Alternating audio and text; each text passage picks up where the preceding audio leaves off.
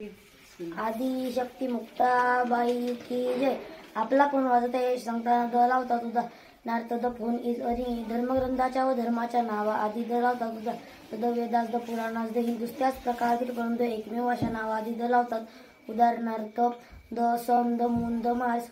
विशेष नामापूर्वी द वापरले त्याचा उपयोग सामान्य नामाप्रमाणे होतो उदाहरणार्थ वेदांत इज अ विराट। आपल्या परिसरातील परिचयाचा किंवा नावाजलेल्या नावाआधी द लावतात उदाहरणार्थ the Lonavala, the Mahabaleshwar, the Valmik. संगीत वाद्यांच्या नावाआधी द लावतात उदाहरणार्थ the flute, the violin, the guitar.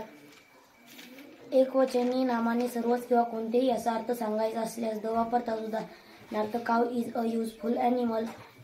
समुद्र, महासागर, उपसागर, विशिष्ट नद्या, कालवे, वाळवंट, शिखर, पर्वतरांगा इत्यादींच्या नावाआधी द लावतात उदाहरणार्थ the Pacific, the Black Sea, the सहारा।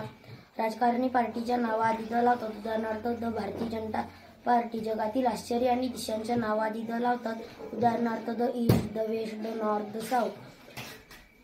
आडनावाच्या पूर्वी द वापरले त्याचा उपयोग घरातील सर्व सदस्य असा होतो उदाहरणार्थ the Bawaskar is a wellman, the Divkar is a wellman. The त्या नामाआधी वापरल्या त्या नामाची ओळख दिलेली असते किंवा नंतर दिल्या जाते उदाहरणार्थ I met a boy, the boy was from Italy. आपल्या वाचनालयात जाऊया, लेट्स गो द लायब्ररी। सुपररिलेटिव्ह तसेच क्रमवारी दर्शवणाऱ्या नावाआधी द लावतात उदाहरणार्थ the darkest, the first, the most.